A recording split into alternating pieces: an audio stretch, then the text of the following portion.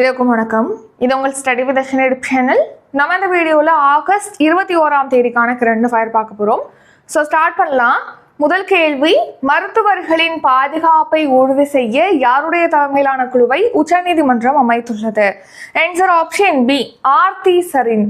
So பார்த்தீங்கன்னா இப்போ மேற்கு வங்க மாநிலத்தில் கொல்கத்தாவில் முதுநிலை பயிற்சி பெண் மருத்துவர் ஒருத்தவங்க பாலியல் பலாத்காரம் செய்யப்பட்டு படுகொலை செய்யப்பட்டிருக்காங்க. ஸோ அதையடுத்து பார்த்தீங்கன்னா பெரிய போராட்டம் நடந்துட்டு வருது. ஸோ இந்த நிலையில் அந்த வழக்கை உச்சநீதிமன்றமே தானாக எடுத்து விசாரணைக்கு எடுத்திருக்காங்க. இந்த நிலையில் உச்சநீதிமன்றம் பார்த்தீங்கன்னா இந்த நம்ம நாடு முழுக்க இருக்கக்கூடிய மருத்துவர்களுடைய பாதுகாப்பை உறுதிப்படுத்தணும் அப்படிங்கிறதுக்காக ஒரு குழு அமைச்சிருக்கு. அந்த குழு யாருடைய தலைமையில் அமைக்கப்பட்டிருக்கு அப்படின்னா ஆர்த்தி சரீன் அப்படிங்கிறவங்களுடைய தலைமையில தான் அமைக்கப்பட்டிருக்கு.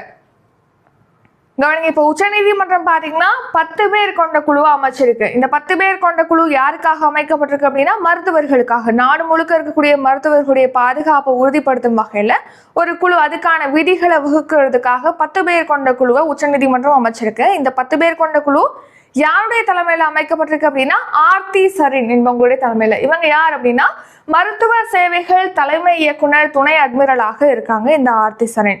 ஸோ இவங்க தலைமையிலான இந்த 10 பேர் கொண்ட குழு பார்த்தீங்கன்னா அடுத்த 2 மாதங்கள்ல அவங்களுடைய முழுமையான இறுதி அறிக்கையை சமர்ப்பிக்கணும் அப்படின்னு சொல்லிட்டு உச்சநீதிமன்றம் உத்தரவிட்டிருக்கு. ஸோ நோட் பண்ணிக்கோங்க. Next reason news. சமீபத்தில் பார்த்தீங்கன்னா நம்ம 3 புதிய குற்றவியல் சட்டங்கள் நடைமுறை சட்டங்களானது நடைமுறைக்கு வந்திருக்கு. ஸோ அந்த 3 புதிய குற்றவியல் சட்டங்களை நம்ம மாநிலத்துக்கு ஏற்ற மாதிரி அதோடைய பெயரையும் மாற்றுறது, மேலும் நம்ம மாநிலத்தில் செயல்படுத்துகிற மாதிரி ஒரு சில மாற்றங்களை பகிர்ந்தளிக்கிறதுக்காக, அதாவது அது குறித்து பரிந்துரை அளிப்பதற்காக பார்த்தீங்கன்னா எம் சத்யநாராயணன், அதாவது சென்னை உயர்நீதிமன்ற ஓய்வு பெற்ற நீதிபதி எம் சத்யநாராயணன் அவர்கள் தலைமையில் ஒரு குழு அமைக்கப்பட்டிருக்கு, ஒரு நபர் குழு. ஸோ அரசின் 3 புதிய குற்றவியல் சட்டங்கள்ல மாநில அளவுல திருத்தங்கள் மேற்கொள்றதுக்காக தான் இந்த ஒரு நபர் குழு அமைக்கப்பட்டிருக்கு. அடுத்து நம்ம மாநில கல்விக் கொள்கையை வடிவமைக்கிறதுக்காக, தமிழகத்துக்குன்னு ஒரு தனி மாநில கல்விக் கொள்கையை வடிவமைக்கிறதுக்காக முருகேசன் அவர்கள் தலைமையில குழு அமைக்கப்பட்டது. நெக்ஸ்ட் வக்ஃபு வாரிய சட்டத்திருத்த மசோதா சமீபத்தில் நாடாளுமன்றத்தில் இன்ட்ரடியூஸ் பண்ணாங்க. ஸோ அதில் பல்வேறு எதிர்ப்புகள் இருந்ததுனால அதை நாடாளுமன்ற நிலைக்குழுக்கு அனுப்பிச்சிட்டாங்க. ஸோ அந்த நாடாளுமன்ற நிலைக்குழு இந்த வக்ஃபு வாரிய திருத்த மசோதா குறித்து ஆய்வு செய்யறதுக்காக பார்த்தீங்கன்னா 31 பேர் கொண்ட நாடாளுமன்ற கூட்டுக்குழுவானது நியமிக்கப்பட்டிருக்கு. அதோடைய தலைவராக பாஜக எம்பி ஜெகதாம்பிகா பால் நியமிக்கப்பட்டிருக்காரு. பாஜக எம்பி ஜெகதாம்பிகா பால். இரண்டாவது கேள்வி, சமீபத்தில் இந்தியாவிற்கும் எந்த நாட்டிற்கும் இடையே 8 ஒப்பந்தங்கள் கையொப்பமாகின? Answer option D, Malaysia. So இப்போ சமீபத்தில் மலேசியாவுடைய பிரதமர் நம்ம அன்வர் இப்ராஹிம் நம்ம இந்தியாவுக்கு வந்திருக்காரு அரசுமுறை பயணமாக. ஸோ இந்த நிலையில தான் இப்போ 8 ஒப்பந்தங்கள் நம்ம இந்தியாவுக்கும் மலேசியாவுக்கும் இடையே கையொப்பமாயிருக்கு. ஸோ மலேசிய பிரதமர் யார் அப்படின்னா அன்வர் இப்ராஹிம். ஸோ இவர் பார்த்தீங்கன்னா நம்ம நாட்டுக்கு அரசுமுறை பயணமாக வந்திருக்காரு. ஸோ இந்த பயணத்தில் பார்த்தீங்கன்னா இப்போ இந்தியாவுக்கும் மலேசியா நாட்டுக்கும் இடையே 8 ஒப்பந்தங்கள் கையொப்பமாயிருக்கு. ஸோ அதாவது பார்த்தீங்கன்னா நம்ம இந்தியர்களை மலேசியாவில் அதிகமாக பணியமர்த்துவதை ஊக்குவிக்கிறதுக்காகவும் அவங்களுடைய நலன்களை பாதுகாப்பு தொடர்பாக அது உள்ளிட்ட 8 ஒப்பந்தங்கள் கையொப்பமாயிருக்கு. நெக்ஸ்ட் பார்த்தீங்கன்னா இப்போ இருதரப்பு வர்த்தகம்னா ஏற்றுமதி இறக்குமதி, இந்தியாவுக்கும் மலேசியாவுக்கும் இடையிலான ஏற்றுமதி இறக்குமதியை பொறுத்த வரைக்கும் பார்த்தீங்கன்னா அதில் சொந்த கரன்சியானது பயன்படுத்தப்படுது. இப்போ அதாவது இந்தியாவில் இப்போ மலேசியாவிலேருந்து இந்தியாவில் இறக்குமதி செய்யப்படுது ஒரு பொருள் அப்படின்னா அதுக்கு இந்திய ரூபாயில பணம் செலுத்தப்படுது. அதே மாதிரி இந்தியாவிலேருந்து மலேசியாவில் இறக்குமதி, நம்ம இந்தியாவிலேருந்து மலேசியாவில் இறக்குமதி செய்யப்படக்கூடிய பொருட்களுக்கு அவங்களுடைய நாணயமான ரிங்கிட் மூலமாக அவங்க பணம் செலுத்த முடியும். ஸோ இருதரப்பு வர்த்தகம் பார்த்தீங்கன்னா சொந்த கரன்சில நடைபெற்று வருது. நெக்ஸ்ட், மலேசியாவுடைய எண்ம பரிவர்த்தனை தளமான பேநெட்டோட இந்தியாவின் யூபிஐ இணைப்பதற்கான பணிகள் நடைபெற்று வருது. ஸோ இப்படி இணைச்சிட்டாங்க அப்படின்னா இந்த பேநெட்டோட யூபிஐ இணைச்சிட்டாங்கன்னா இங்கேருந்து அங்கிருந்து இருக்கவங்களுக்கு யூபிஐ மூலமா பணம் நம்ம டிரான்ஸ்ஃபர் பண்ண முடியும். அதே மாதிரி அங்கேருந்து பேநெட் மூலமா அவங்க டிரான்ஸ்ஃபர் பண்ண முடியும், மணி டிரான்ஸ்ஃபர். அடுத்து கோலாலம்பூர் நகரத்தில் பார்த்தீங்கன்னா அங்கே இருக்கக்கூடிய ஒரு பல்கலைக்கழகம், மலாயா பல்கலைக்கழகத்தில் திருவள்ளுவர் இருக்கை அமைப்பது தொடர்பாகவும், அங்கே கோலாலம்பூரில் இருக்கக்கூடிய துங்கு அப்துல் ரஹ்மான் பல்கலைக்கழகத்தில் ஆயுர்வேத இருக்கை அமைப்பது தொடர்பாகவும் தெரிவிச்சிருக்காங்க. அடுத்து 3வது கேள்வி, சின்சினாட்டி ஓபன் மாஸ்டர்ஸ் டென்னிஸ் போட்டியில் சாம்பியன் பட்டம் வென்றவர் யார்? Answer option B, Jannik Sinner. So இப்போ சமீபத்தில் நடைபெற்ற சின்சினாட்டி ஓபன் டென்னிஸ் போட்டியில் ஜானிக் சின்னர் தான் சாம்பியனாக இருக்காரு. ஸோ ஜானிக் சின்னர் பார்த்தீங்கன்னா இந்த வருஷம் நடைபெற்ற சின்சினாட்டி ஓப்பன் மாஸ்டர்ஸ் டென்னிஸ் போட்டியில் பார்த்தீங்கன்னா ஆடவருக்கான ஒற்றையர் பிரிவில் இத்தாலி நாட்டின் ஜானிக் சின்னர் வந்து சாம்பியனா இருக்காரு. இந்த போட்டியில் இவர் சாம்பியன் ஆனதன் மூலமா இது வந்து இவருடைய 3வது மாஸ்டர் பட்டம். ஸோ இந்த போட்டி வந்து மாஸ்டர்ஸ் போட்டி தானே. ஸோ இது இவர் வென்ற 3வது மாஸ்டர்ஸ் பட்டம். அடுத்து மகளிருக்கான ஒற்றையர் பிரிவில் பெலாரஸ் வீராங்கனை அரினா சபலென்கா வந்து சாம்பியனா இருக்காங்க. நெக்ஸ்ட் ஆடவருக்கான இரட்டையர் பிரிவில் குரேஷியாவின் மேட்பாவிச் மற்றும் எல் சால்வடார் நாட்டின் மார்செயோ அரேவாயோ என்பவங்க வந்து சாம்பியனா இருக்காங்க. Next recent news. இப்போ பாரிஸ் ஒலிம்பிக் போட்டி நடைபெற்றது. அதில் இந்தியாவிலேருந்து 117 பேர் வந்து அதாவது விளையாட போயிருந்தாங்க, இங்கே பங்கேற்றிருந்தாங்க பாரிஸ் ஒலிம்பிக் போட்டியில். அதில் மூத்த போட்டியாளர் யார் அப்படின்னா டென்னிஸ் வீரர் ரோஹன் போபண்ணா. இந்த பாரிஸ் ஒலிம்பிக் போட்டியோட இவர் வந்து ஓய்வு பெற்றுட்டார் சர்வதேச டென்னிஸ் போட்டியிலிருந்து. அடுத்து விம்பிள்டன் கிராண்ட் ஸ்லாம் போட்டி. இந்த வருஷம் நடைபெற்ற விம்பிள்டன் கிராண்ட் ஸ்லாம் போட்டியில் ஸ்பெயின் வீரர் கார்லோஸ் அல்கராஸ் வந்து சாம்பியனா இருக்காரு. அடுத்து பாரிஸ் ஒலிம்பிக் போட்டியில் டென்னிஸ் போட்டியில் ஆடவருக்கான ஒற்றையர் பிரிவில் நோவாக் ஜோகோவிச் வந்து சாம்பியனா இருக்காரு. 4வது கேள்வி. சர்வதேச அயன்மேன் ட்ரையத்லானை நிறைவு செய்த முதல் மத்திய ஆயுத காவல் படை வீரர் யார்? Answer option B Harish Kalja. So பார்த்தீங்கன்னா இப்போ டென்மார்க் நாட்டில் தான் இந்த அயன்மேன் ட்ரையத்லான் போட்டியானது நடைபெற்றிருக்கு. இந்த போட்டியை நிறைவு செஞ்ச முதல் மத்திய காவல் படை வீரர் தான் இந்த ஹரீஷ் கல்ஜா. ரீசெண்டாக டென்மார்க் நாட்டின் கோபன்ஹேகன் அப்படிங்கிற நகரத்தில் பார்த்தீங்கன்னா அயன்மேன் ட்ரையத்லான் வந்து நடைபெற்றிருக்கு. இது உலக அளவில் மிகவும் கடினமான விளையாட்டு போட்டி. ஸோ இந்த அயன்மேன் ட்ரையத்லானை பொறுத்த வரைக்கும் பார்த்தீங்கன்னா இதில் 3.8 கிலோமீட்டர் தொலைவுக்கு பார்த்தீங்கன்னா நீச்சல் போட்டி கண்டக்ட் பண்ணுவாங்க. அதை ஃபினிஷ் பண்ணதுக்கப்புறம் பார்த்தீங்கன்னா 180 கிலோமீட்டருக்கு வந்து சைக்கிளிங் போட்டி வந்து கண்டக்ட் பண்ணுவாங்க. அதை ஃபினிஷ் பண்ணதுக்கப்புறம் பார்த்தீங்கன்னா 42.2 கிலோமீட்டர் தொலைவுக்கு பார்த்தீங்கன்னா மாரத்தான் கண்டக்ட் பண்ணுவாங்க. ஸோ இது எல்லாத்தையும் ஃபினிஷ் பண்ணுறதுக்கு 15 மணி நேரம் 45 நிமிடங்கள் வந்து கொடுப்பாங்க. ஸோ இவர் அந்த ஹரீஷ் கல்ஜா பார்த்தீங்கன்னா அதை வெற்றிகரமாக ஃபினிஷ் பண்ணிட்டாரு. அவர் எவ்வளோ நேரத்தில் அதை ஃபினிஷ் பண்ணாரு அப்படின்னு கேட்டிங்கன்னா 12 மணி நேரம் 42.25 வினாடிகளில் வந்து அவர் அந்த போட்டியை வந்து ஃபினிஷ் பண்ணியிருக்காரு, இலக்கை எட்டியிருக்காரு. ஸோ இதன் மூலமாக இந்த அயன்மேன் ட்ரையத்லானை வந்து நிறைவு செஞ்ச முதல் மத்திய காவல்படை அதிகாரி அப்படிங்கிற பெருமையை வந்து இந்த ஹரீஷ் கல்ஜா வந்து பெற்றிருக்காரு. நெக்ஸ்ட் 5வது கேள்வி. முக்கியமந்திரி மையா சம்மன் யோஜனா எந்த மாநிலத்தில் தொடங்கப்பட்டுள்ளது? Answer option C Jharkhand. So பார்த்தீங்கன்னா நம்ம நேற்று இதே மாதிரி உத்தரப்பிரதேச மாநிலத்தில் MUVA திட்டம் வந்து தொடங்கப்பட்டதுன்னு பார்த்துருப்போம். அதே மாதிரி மகாராஷ்டிரா மாநிலத்தில் பெண்களுக்கு நிதியுதவி அளிக்கக்கூடிய ஒரு திட்டம் தொடங்கப்பட்டிருக்கு அப்படின்னு சொல்லி நம்ம பார்த்துருப்போம். இப்போ அதே அடுத்து ஜார்க்கண்ட் மாநிலத்தில் பார்த்தீங்கன்னா இதுவும் பெண்களுக்கு நிதியுதவி அளிக்கக்கூடிய திட்டம் தான். அதாவது மாதந்தோறும் பார்த்தீங்கன்னா ஏழை பெண்களுக்கு 1000 ரூபாய் வழங்கும் வகையில் இந்த திட்டமானது ஜார்க்கண்ட் மாநிலத்தில் இப்போ தொடங்கப்பட்டிருக்கு. என்ன திட்டம் அப்படின்னா முக்கியமந்திரி மையா சம்மன் யோஜனா. ஜார்க்கண்ட் மாநிலத்தில் முக்கியமந்திரி மையா சம்மன் யோஜனாவானது தொடங்கப்பட்டிருக்கு. இது வந்து ஏழை பெண்களுக்கானது. பொருளாதார ரீதியில் நலிவடைந்த ஏழை குடும்பத்தை சேர்ந்த பெண்களுக்காக தான் இந்த திட்டமானது ஜார்க்கண்ட் மாநிலத்தில் தொடங்கப்பட்டிருக்கு. ஸோ இந்த திட்டத்தின் கீழ் பார்த்தீங்கன்னா ஆண்டு வருமானம் அதாவது 8 லட்சத்துக்கும் குறைவாக இருக்கக்கூடிய 21 வயதுலேருந்து 50 வயது வரையிலான பெண்கள் பார்த்தீங்கன்னா மாதந்தோறும் அவங்களுடைய வங்கி கணக்கில் 1000 ரூபாய் செலுத்தப்படும் அப்படின்னு சொல்லிட்டு தெரிவிச்சிருக்காங்க இந்த திட்டத்தின் கீழ். ஸோ ஜார்க்கண்ட் மாநிலத்தில் முக்கியமந்திரி மையா சம்மன் யோஜனா தொடங்கப்பட்டிருக்கு. இந்த ஜார்க்கண்ட் மாநிலத்துடைய முதலமைச்சராக இப்போ இருப்பவர் யார் அப்படின்னா ஹேமந்த் சோரன். இவருக்கு முன்னாடி சம்பை சோரன் இருந்திருப்பாரு. அதுக்கு முன்னாடி ஹேமந்த் சோரன் தான் இருந்தாரு. அவர் வந்து சிறையில் அடைக்கப்பட்டதுனால இந்த சம்பை சோரன் வந்திருப்பாரு. இப்போ சம்பை சோரன் போயிட்டு ஹேமந்த் சோரன் வந்து அந்த பதவியை வகிக்கிறாரு.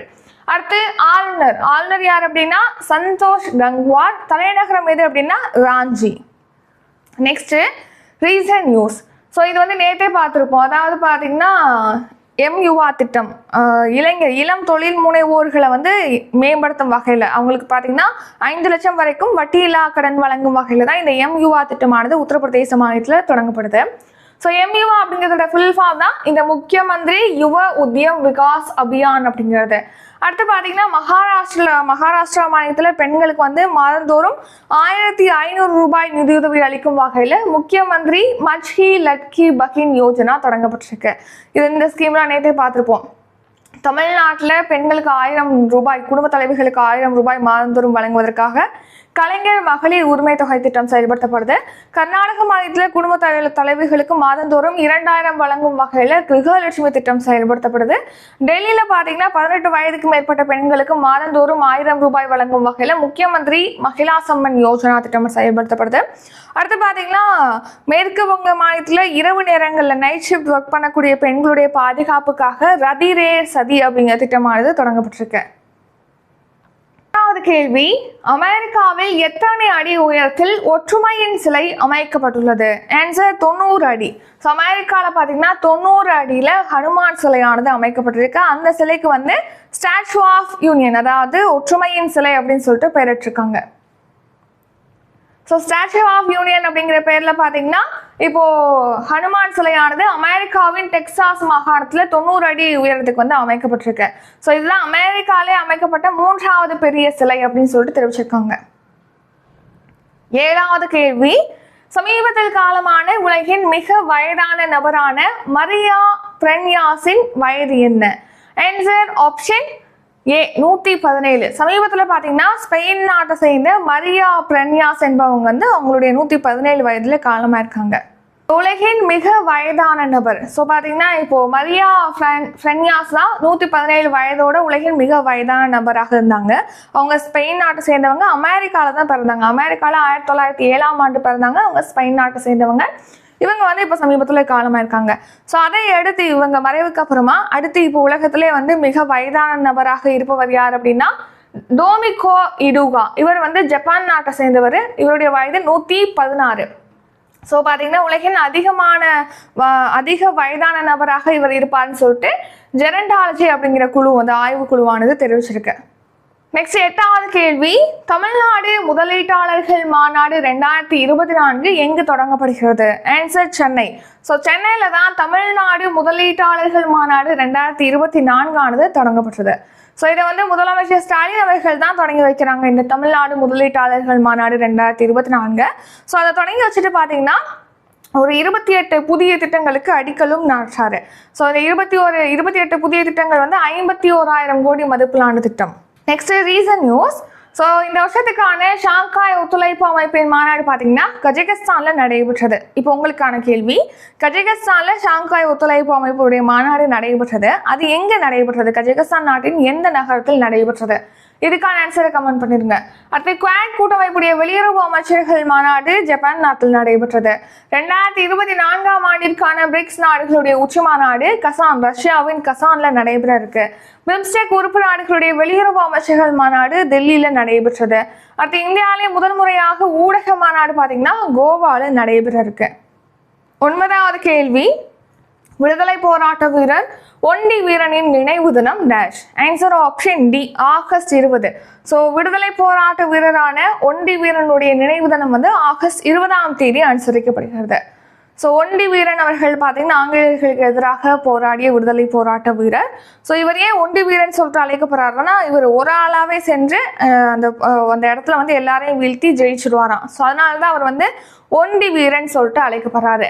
ஸோ இவர் பார்த்தீங்கன்னா எப்போ பிறந்தார் அப்படின்னா 1710ஆம் ஆண்டு ஜமீன் பரம்பரையில் பெத்த வீரன் வீரம்மா ஆகியோருக்கு தான் இவர் மகனாக பிறந்திருக்காரு. அடுத்து 1771ஆம் ஆண்டு ஆகஸ்ட் 20ஆம் தேதி தென்மலை போர்ல வந்து இவர் வீரமரணம் அடைஞ்சிருக்காரு அப்படின்னு சொல்லிட்டு தெரிவிச்சிருக்காங்க. ஸோ இந்த வருஷம் பார்த்தீங்கன்னா ஆகஸ்ட் 20ஆம் தேதி 253வது நினைவு தினமானது அனுசரிக்கப்படுகிறது. ஒண்டி வீரன் அவர்களுடைய 253வது நினைவு தினமானது அனுசரிக்கப்படுகிறது. இவருக்கான மணிமண்டபம் பார்த்தீங்கன்னா திருநெல்வேலியில பாளையங்கோட்டையில இருக்கு. இந்த ஒண்டி வீரன் வந்து பூலித்தேவர் அவர்களுடைய படை தளபதி. 10வது கேள்வி, மலையாள திரையுலகில் பெண்கள் பாலியல் துன்புறுத்தல்களுக்கு உள்ளாக்கப்படுகிறார்களா என்பது குறித்து ஆய்வு செய்ய யாருடைய தலைமையிலான குழுவை கேரள அரசு அமைத்தது? Answer option B Hema. இது நேற்றே பார்த்துருப்போம் ஷார்ட் நியூஸ்ல. ஸோ வந்து அதை பற்றி நியூஸில் வந்து இன்னைக்கு தெளிவாக கொடுத்துருந்ததுனால நம்ம அகைன் பார்க்குறோம். ஸோ ஹேமாங்கிறவங்க தலைமையில் தான், நீதிபதி ஹேமா தலைமையில் தான் மலையாள திரையுலகை பொறுத்த வரைக்கும் அதில் பெண்கள் வந்து பாலியல் துன்புறுத்தலுக்கு உள்ளாக்கப்படுறாங்களா அப்படிங்கிறது தொடர்பாக ஒரு குழு அமைக்கப்பட்டது. இது 2017ஆம் ஆண்டுலேயே அமைச்சிருந்தாங்க. 5 வருஷத்துக்கு முன்னாடியே அவங்க அறிக்கையை சமர்ப்பிச்சிட்டாங்க. இப்போ தான் தகவல் அறியும் உரிமை சட்டத்தின் கீழ் அந்த தகவல்கள் வந்து பெறப்பட்டிருக்கு. ஸோ அதில் என்ன தெரிவிச்சிருக்காங்க, இந்த ஹேமா தலைமையிலான அந்த குழு வந்து என்ன தெரிவிச்சிருக்காங்கன்னா, மலையாள திரையுலகை பொறுத்த வரைக்கும் பெரிய பெரிய நடிகர்கள், தயாரிப்பாளர்கள், இயக்குநர்கள்னால பெண்கள் வந்து நடிகைகள் வந்து பாலியல் துன்புறுத்தலுக்கு உள்ளாக்கப்படுறாங்க. அவங்க தவிர மற்ற தொழில்நுட்ப இதுலேயும் இருக்காங்க. அதே சினிமாலே பார்த்தீங்கன்னா மலையாள திரையுலகிலே தொழில்நுட்ப லெவலில் ஒர்க் பண்ணுவாங்கல்ல, அவங்களுமே அந்த துன்புறுத்தல்களுக்கு உள்ளாக்கப்படுறாங்க அப்படின்னு சொல்லிட்டு தெரிவிச்சிருக்காங்க. ஸோ ஹேமா தலைமையில் பார்த்தீங்கன்னா 3 பேர் கொண்ட குழு வந்து அமைக்கப்பட்டது. ஸோ இதை நோட் பண்ணிக்கோங்க. நெக்ஸ்ட் வந்து ஷார்ட் நியூஸ். ஸோ பார்த்தீங்கன்னா இப்போது மத்திய அமைச்சகங்களில் வந்து இப்போது காலியாக இருக்கலையா உயர் பதவிகள், அதுக்கு வந்து தனியார் துறை நிபுணர்களை வந்து நேரடியாக நியமிக்கும் முறையானது இருக்கு. அந்த மாதிரி பணியமர்த்துவதற்கான அறிவிக்கையை வந்து இப்போ ரத்து செய்யணும் அப்படின்னு சொல்லிட்டு மத்திய அரசு பணியாளர் தேர்வாணையத்துக்கு மத்திய அரசு வந்து அறிவுறுத்தியிருக்கு. நெக்ஸ்ட் பார்த்தீங்கன்னா தமிழகத்தில் 4 மீனவ கிராமங்களில் மீன் இறங்குதளங்கள் அமைக்கப்பட்டிருக்கு. அதை முதல்வர் மு.க. ஸ்டாலின் அவர்கள் வந்து திறந்து வச்சிருக்காங்க. நெக்ஸ்ட் வந்து ரிவிஷன் பார்க்கலாம். ரிவிஷன் பார்க்கறதுக்கு முன்னாடி இப்போ நம்ம பேட்ச் டீட்டெயில் பார்த்துடலாம். நம்ம பார்த்தீங்கன்னா ஒவ்வொரு மந்த்துக்கும் மந்த்லி கரண்ட் அஃபேர்ஸ் PDF கொடுக்குறோம். ஸோ உங்களுக்கு எந்த மந்த் வேணுமோ அந்த மந்த்துக்கான ப்ரைஸை பே பண்ணிட்டு எந்த மந்த் வேணுங்கிறத மென்ஷன் பண்ணிங்கன்னா உங்களுக்கு வாட்ஸ்அப்பில் PDF ஷேர் பண்ணிடுவோம். டிஸ்கிரிப்ஷனில் அதுக்கான ஒவ்வொரு மந்த்துக்கான ப்ரைஸ் டீட்டெயில் வந்து கொடுத்துருக்கோம், நீங்கள் செக் பண்ணிக்கலாம். அதே மாதிரி next current affairs 1 year subscription இருக்குது. இப்போது இந்த வருஷம் செப்டம்பர் 1லேருந்து அடுத்த வருஷம் ஆகஸ்ட் 31ஆம் தேதி வரைக்கும் டெய்லி கரண்ட் அஃபேர்ஸ் PDF வந்து அதில் ஷேர் பண்ணுவோம் வாட்ஸ்அப் குரூப்பில். மந்த்லி கரண்ட் அஃபேர்ஸ் PDF கொடுப்போம். வீக்லி டெஸ்ட் நடக்கும். அதே மாதிரி மந்த்லி டெஸ்ட்டும் கண்டக்ட் பண்ணுவோம். ஸோ இதுக்கான ஃபீஸ் வந்து 600 ரூபி 1 yearக்கு உங்களுக்கு இது ப்ரொவைட் பண்ணுவோம். நீங்கள் ஜாயின் பண்ணணும்னு நினைக்கிறீங்கன்னா டிஸ்கிரிப்ஷனில் அதுக்கான டீட்டெயில் கொடுத்துருக்கோம். GPay, PhonePe, Paytm, YouPay number கொடுத்துருக்கோம். அந்த நம்பருக்கு பே பண்ணிட்டு டிஸ்கிரிப்ஷனில் இருக்கக்கூடிய வாட்ஸ்அப் நம்பருக்கு ஸ்க்ரீன்ஷாட் எடுத்து அனுப்புனீங்கன்னா உங்களை பேட்சில் ஆட் பண்ணிடுவோம். ஸோ இதுக்கான லாஸ்ட் டேட் வந்து செப்டம்பர் 5. அடுத்து கரண்ட் அஃபேர்ஸ் லைவ் கிளாஸ் பார்த்தீங்கன்னா ஆகஸ்ட் 24ஆம் தேதி ஸ்டார்ட் ஆகுது. அதுக்கு current affairs live class with நோட்ஸோட 700 ரூபி. இது குரூப் 2 and 2Aக்காக ஸ்டார்ட் பண்ணுறோம். 8 கிளாஸ் இருக்கும் மொத்தமாக. ஸோ அதை பற்றிய டீட்டெயிலும் டிஸ்கிரிப்ஷனில் இருக்குது, செக் பண்ணிக்கோங்க. நெக்ஸ்ட்டு வர 25ஆம் தேதி பார்த்தீங்கன்னா மேக்ஸ் டெஸ்ட் பேட்ச் வந்து ஸ்டார்ட் ஆகுது. ஜாயின் பண்ண நினைக்கிறீங்கன்னா 250 ஃபீஸு. டிஸ்கிரிப்ஷனில் அதுக்கான டீட்டெயில் இருக்குது. ஸோ அப்கமிங் டெஸ்ட் பேட்ச் பற்றிய டீட்டெயில் எல்லாமே வந்து டிஸ்கிரிப்ஷனில் கொடுத்துருக்கோம், நீங்கள் செக் பண்ணிட்டு ஜாயின் பண்ணிக்கலாம். ஸோ இப்போ ரிவிஷன் பார்க்கலாம். முதல் கேள்வி, மருத்துவர்களின் பாதுகாப்பை உறுதி செய்ய யாருடைய தலைமையிலான குழுவை உச்சநீதிமன்றம் அமைத்துள்ளது? ஆன்சர் ஆர்த்தி சரீன். இரண்டாவது கேள்வி, சமீபத்தில் இந்தியாவிற்கும் எந்த நாட்டிற்கும் இடையே 8 ஒப்பந்தங்கள் கையொப்பமாகின? Answer option D, Malaysia. மூன்றாவது கேள்வி, சின்சினாட்டி ஓபன் மாஸ்டர்ஸ் டென்னிஸ் போட்டியில் சாம்பியன் பட்டம் வென்றவர் யார்? Answer Jannik Sinner. நான்காவது கேள்வி, சர்வதேச அயன்மேன் ட்ரையத்லானை நிறைவு செய்த முதல் மத்திய ஆயுத காவல் படை வீரர் யார்? ஆன்சர் ஹரீஸ் கல்ஜா. ஐந்தாவது கேள்வி, முக்கிய மந்திரி மையா சம்மன் யோஜனா எந்த மாநிலத்தில் தொடங்கப்பட்டுள்ளது? ஆன்சர் ஜார்க்கண்ட் மாநிலம். ஆறாவது கேள்வி, அமெரிக்காவில் எத்தனை அடி உயரத்திற்கு ஒற்றுமையின் சிலை அமைக்கப்பட்டுள்ளது? ஆன்சர் 90 அடி. ஏழாவது கேள்வி, சமீபத்தில் காலமான உலகின் மிக வயதான நபரான மரியா ஃப்ரென்யாஸின் வயது என்ன? ஆன்சர் 117. எட்டாவது கேள்வி, தமிழ்நாடு முதலீட்டாளர்கள் மாநாடு 2024 எங்கு தொடங்கப்படுகிறது? Answer option C, Chennai. ஒன்பதாவது கேள்வி, விடுதலை போராட்ட வீரர் ஒண்டி வீரனின் நினைவு தினம் dash? Answer option D, August 20ஆம் தேதி. 10வது கேள்வி, மலையாள திரையுலகில் பெண்கள் பாலியல் துன்புறுத்தல்களுக்கு உள்ளாக்கப்படுகிறார்களா என்பது குறித்து ஆய்வு செய்ய யாருடைய தலைமையிலான குழுவை கேரள அரசு அமைத்தது? Answer option B, Hema. இத்துடன் இன்றைக்கான கரண்ட் அஃபேர்ஸ் வீடியோ நிறைவடைகிறது. இந்த வீடியோ உங்களுக்கு பிடிச்சிருந்தா லைக் பண்ணுங்க, ஷேர் பண்ணுங்க. நம்ம சேனலை இன்னும் சப்ஸ்கிரைப் பண்ணலன்னா மறக்காம சப்ஸ்கிரைப் பண்ணிக்கோங்க. நன்றி, வணக்கம்.